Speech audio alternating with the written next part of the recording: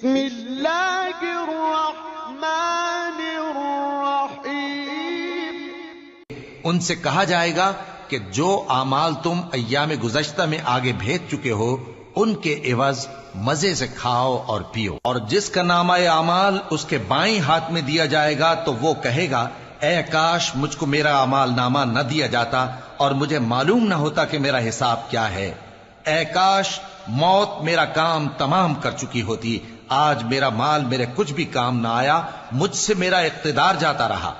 حکم ہوگا کہ اسے پکڑ لو، اب اسے طوق پہنا دو، پھر دوزخ کی آگ میں اسے جھونک دو، پھر زنجیر سے جس کی لمبائی 70 گز ہے جکڑ دو۔